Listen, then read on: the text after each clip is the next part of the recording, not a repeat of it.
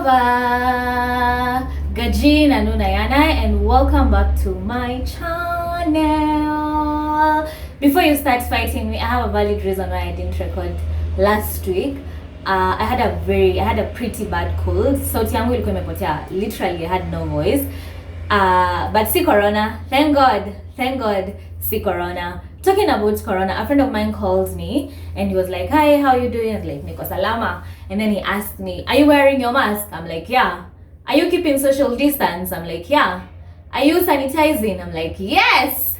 What's up with all these questions? And he's like, "Hiyo ndio itakuwa salamu ya kila siku. Kwa hivyo hata hapa kwa channel yetu, are you wearing your masks? Are you sanitizing? Are you keeping social distance? Are you washing your hands as you are supposed to?" Because guys, this third wave is no joke. It's not a joke. I feel so bad when I wake up every day and I'm going through my status in the morning, like my WhatsApp status, and every single day there's someone I know that has put up a status about rest in peace, and the person died because of what? COVID. You guys, it's not a joke. It's not a joke. If you can do anything to prevent this thing from spreading or from you getting infected, tafadhali, let's stop joking about it. Let's stop joking about it. Ukipigia mtu simu asubuhi ama whatever time you're calling the person, please remind them how important it is to do the things they're supposed to do to be able to to prevent themselves from getting infected with the virus. Okay? All right? Okay. Let's dive into the topic of today. As you've already seen, I'm talking about being welcomed to Nairobi. Kukaribishwa Nairobi. Yeah, if you know, you know. And this video has been inspired by my sister's podcast. She did a podcast about how she was welcomed to Nairobi. Her few experiences, her few nasty experiences in Nairobi. And I thought, why not? Why not? I've had my share of Kukaribishwa to Nairobi, so why not share with you guys? So kukaribishwa Nairobi inamaanisha kuonyeshwa vile Nairobi inakuanga, like kutendwa kitu yenye hauko una expect, like, you know, something happens to you and you're like, "Wow." So there are these few, okay, a lot of things have happened, of course, in Nairobi, especially when I was new in Nairobi, but there are major ones that I think I have stories to tell about. So first one, I was just from work. It was back like nikitambo because I was really young. I think I was 20 years. And then I was supposed to go home, which is Thika.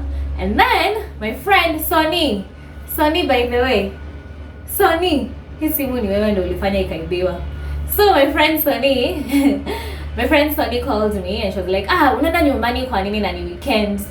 Si ukuje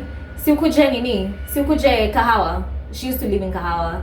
So she's like, sikuje tu Kahawa for a few minutes. Ama sikuje tu ulale and then unaweza enda kesho. So I had to call my mom and tell her, "By the way, mom, sitakuja. Naenda wapi? Naenda Kahawa." You know? And then I called Sonny back and told her, sawa, ndakam Kahawa. And then I was with my friend called Purity at that time. So nikeka msimu wapi? Kwa trench coat. Now let me tell you, kumbe kuna mtu alikuwa ameshaona simu ikiwaka, like, you know, when you're talking on phone and then now umemaliza simu, you hang up and then you put it in your pocket, see bado light iko on. So that is what happened. So we were walking, it was along Ronald Ngala because hapo ndo matatu za Thika zilikuwa. So now we decide to walk towards Odeon where matatu za Kahawa ziko. You know, you get it? Purity and I are walking and then someone knocks me, like someone bumps into me, and it doesn't even ring a bell. It just, looking back, I feel so stupid because it's the easiest and it's the fastest way kuibiwa simu Nairobi. When someone bumps into you, check your belongings because that person is not bumping into you by mistake. Anajua what he or she is doing.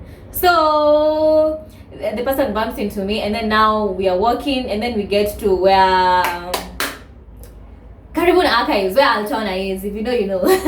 So we get to where Altona is and then now that is opposite Archives for those people who don't know where Altona is. So I decide to make a call, I think, another call.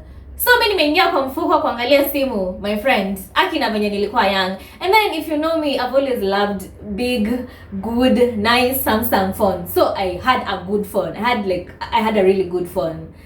And then nika realize simu haiko. Let me tell you, I have never felt as much pain over a material thing like I felt that day. Niliumwa, I cried. Purity and I cried. Tukatoanisha. I knew exactly where the phone was when it got stolen. It was in my pocket. But tukatoanisha bag, kila kitu tumemwaga, and then now people are surrounding us. They're like, hey, kwani what's up? Tumepoteza simu. Let me tell you, I cried and I saw sitawahi biwa simu in Nairobi. It took me a while to recover to get another phone, but that was like my first instance of losing a phone. And then the next time, Sony, by the way, Sony, when ulifanya nikakupigia simu hiyo siku, unani simu.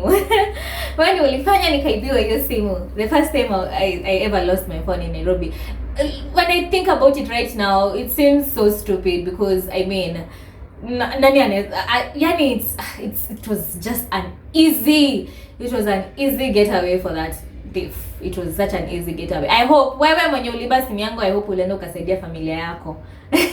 Haukwenda kukunywa hiyo pesa yote. And I hope uliuza hata at least above 30,000. Kama uliuza 5,000, penye uko wewe. Anyway, my second instance, now it was Valentine's. Mimi nilikuwa natoka kutoka Kahawa. At some point of my life I used to stay in Kahawa. I was driving from Kahawa to Juja. And then, as you know, mimi kama kawaida, I love wearing heels. But now the distance between where I used to stay, where our house used to be, and the stage is a long distance, you know, like you have to walk. So I used to carry my heels in a bag. And then now nikifika kwa mat, nimepitia. So I used to wear whatever. I used to I carry the heels and then I'll change when I when I think about right now, it's the ghetto. But well, that was then. That is like how many years ago? It's kitambo. Anyway, so do you remember this guy? I will try and see if I can find a clip of this gang that used to be along Thika Road, Kitambo. They used to walk around with backpacks. It was a famous story. They used to walk around in backpacks and then wanaingia kwa gari and they steal from you guys without you guys knowing, something of the sort. So on that day, mimi nikapanda matatu from Kahawa to Juja. And then kama kawaida, I'm using my big, cute, expensive Samsung. So when these guys entered, so they entered like several, and I didn't notice I was the only girl at that time. I didn't notice. I wasn't aware. Nilikuwa mdogo. And one guy sits beside me, and I don't even notice anything. And then the other guys sit, you know, pali tofauti. Now behind me there was an old man. So I really didn't think about kuibiwa simu or anything of the sort. Tukaenda, and then I can't remember where it was. I think it's Bypass. When we got to Bypass, the guy behind me tapped me. Akaniambia, so Mrs. I'm just chatting, nini. So the guy behind me taps me, and he's like, "Neza nisaidia kufunga dirisha." You know the way a window inaweza kuwa window yako penye umekaa inaweza kuwa ina affect mwenye yako nyuma yako, because that's where the whatever is. So this guy told me to help him close the window and anasikia baridi. And then when I looked at the window, I realized haina ile kitu. It doesn't have that thing where you just push. So I had to put my phone down. Nitumie tule tushimo tuwili tudogo, nivurute hivi. Sijui kama mnaniget. Nifunge hivi dirisha. So mimi, an innocent good girl. Nikaeka simu yangu chini. Yeah, mimi good Samaritan, nikamsaidia kufunga dirisha. Let me tell you, by the time niangalie chini, my phone was not there. Mimi kuangalia hivi around the people surrounding me, I am the only lady in the car. Nguo imefika wapi Sheila? Jua usikiangi. Hey, nguo ni ile tu, you know, like it's a short dress kama kawaida. And then now I asked this guy who's sitting next to me, simu yangu imeenda? And then he's like, unaniuliza simu yako imeenda? No, first of all, he was very kind to me. I was like, ai, simu yako imeenda wapi? And then it was just here. Nilikuwa nimekelea hapa kwa laps. Ako, hapana, mimi sijaona simu yako. And then now I look around and I realize, where these people ni kama wako pamoja. And then he even tries to call me. He's like, nisaidie na namba yako nikukall. So I call and my phone has already gone off. Aki machozi iko tu hapa. This is the second phone in a span of like a year. Me hata sijui nitaambia nini watu. You know? So nime panic, machozi iko tu hapa. So I just say with balancing tears and like a very bad voice because I'm just about to cry. Basi nirudishieni tu SIM card.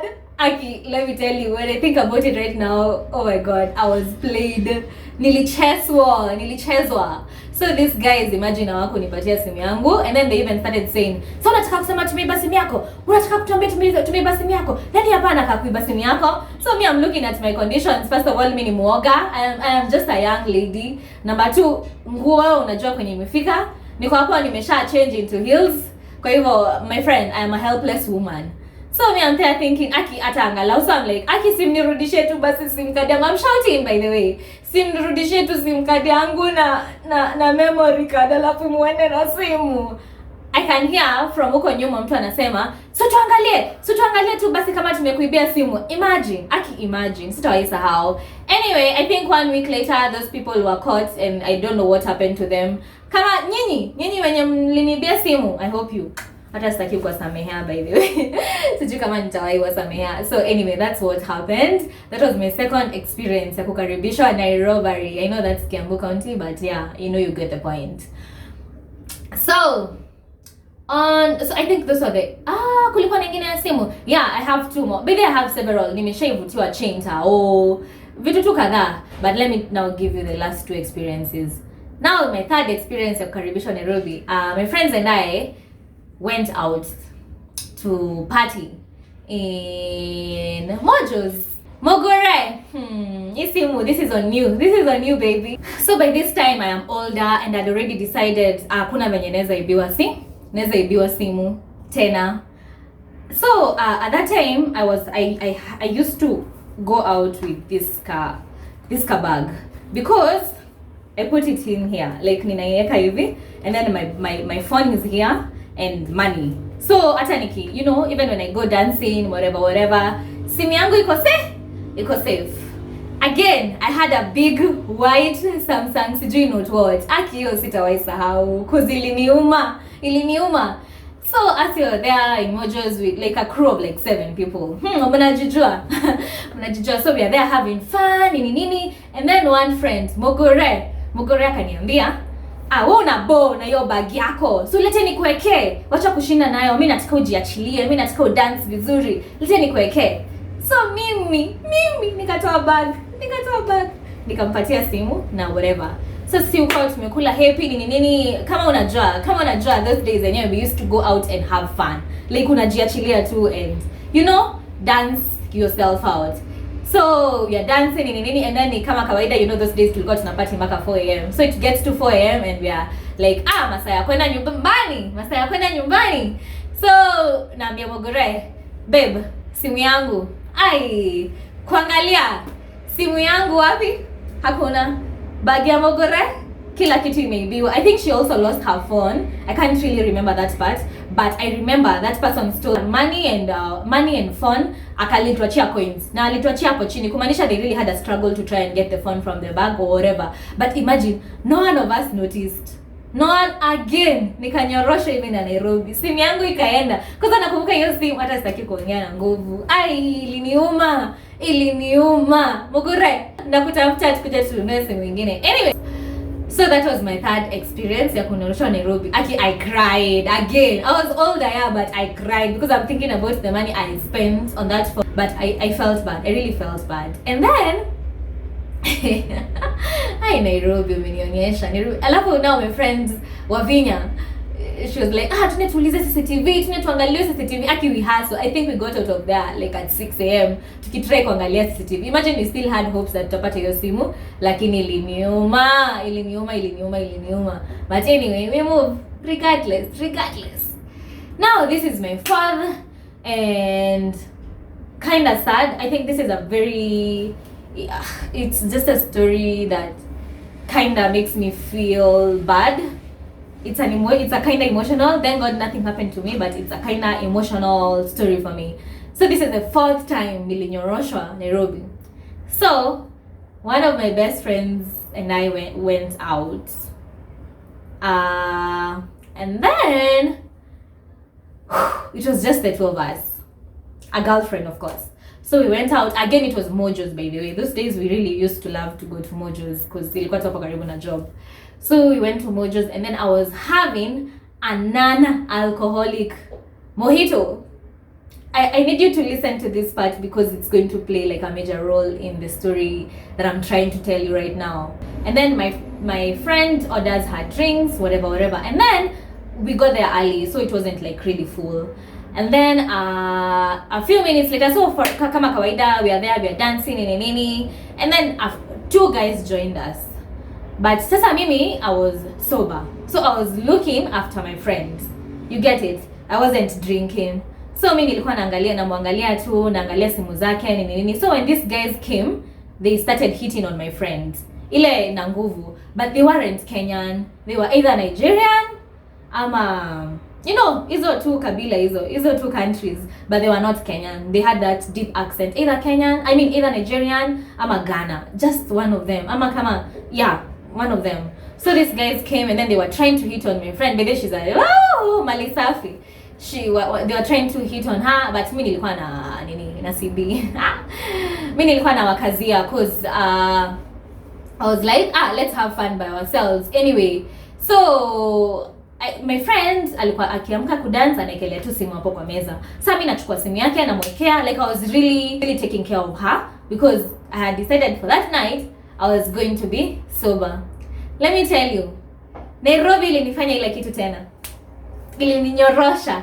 So I think I go to the washroom. I don't know at what exact time that this happened, but this these motherfuckers, they decided to put something in my drink. I don't know if iliekwa huko nikiletewa cocktail ama ni hawa waliniekea ama waiter ama someone just came and dropped a pill inside my drink, but someone drugged me. Someone put something in my drink because it was an alcoholic drink, and I can't remember anything else. So thank God she had to sober up. Hakuwa na option. She had to sober up, and she's the one who took care of me. So we took an Uber from Mojo's to her place, and then when I woke up in the morning, my head was spinning. I think I woke up at like 10, and I'm like, wow, what the hell happened? I really can't. And that same day I was supposed to meet my brother. So of course I didn't meet him. So alikuwa zile za kwani udem nini nimefanyikia. Aki nilikamtiaji. But in real sense, someone put something in my drink. I will never. Sitawahi wacha kusema hivyo. Someone put something in my drink because my head was so heavy, and I mean, nani analewangwa na virgin mojito, you know? So me, my head was really paining. I was hungry. I was dehydrated. It is such an awful experience. Let me tell you, the reason why this story is kind of sad or emotional to me is I'm just wondering what if my best friend wasn't there? What if my close friend wasn't there? What would have happened to me? What if I was with some not so responsible people? What would have happened to me, you know? And from that day, let me tell you, that was the end of any drink that doesn't have a cover, you know, like hii story ya kuwekea mojito, cocktails, you know, it's so easy for someone to get something in your drink. But anyway, ujuangi bahati yako iko wapi, hata unaweza kuwa unafunika hivi after 1 second, but you don't know at what point people will put something in your drink. And the sad part is I don't think it's ever going to stop. It's never going to stop. I think these people are just trying to get rid of me because I was cock blocking her. So yeah, I am really thankful that I was with a responsible person, but it doesn't stop me from thinking what would have happened if I wasn't with this beautiful lady. Anyway, wow, it's sad. It's sad because it's never going to stop. As in, why do people drag people? Why do you drag people? I really can't even. Wow, nililala siku mbili, by the way. Lala siku mbili. Anyway, Nairobi imenionyesha maneno. Nairobi, and you can never be too careful. Like, you can never be even too perfect. There's something that is going to happen at some point of your life. So ni wewe tu na Mungu wako, by the way. It's just you and your God. But yeah, those are my few experiences. Zimekuwa na kadhaa, but those are the major ones that mimi ukumbuka tu nafikiria tu. Maybe I've never lost my phone ever since. Hizo zingine nimepoteza, I think one more, but my sister lost it. I'll put a link to her podcast where you can listen about her experience ya Kukaribishwa Nairobi. But yeah, that's about it, guys. Please share your comments. Ulikaribishwa Nairobi aje? Najua mtu fulani aliuziwa simu ya matope. I mean, yani venye nyinyi ni wachopi, venye nyinyi ni wajanjo, mnauziwa aje simu ya matope? You know? Ama someone selling something to you that is like 20 bob anakuzia 2000, but because you don't know, you buy it. Ama ile ya kuangusha pesa, sijui unaambia nimeangusha hapo 50,000, ni bebe tugawane. You know, such kind of experiences. What has happened to you in Nairobi? Please let's make this an engagement video in the comment section. Tell me. I'll be very happy to engage with you. That's about it, guys. Thank you guys for watching. Kama kawaida, I really appreciate your time and your love. Kanyor Rolling. Ole Sere.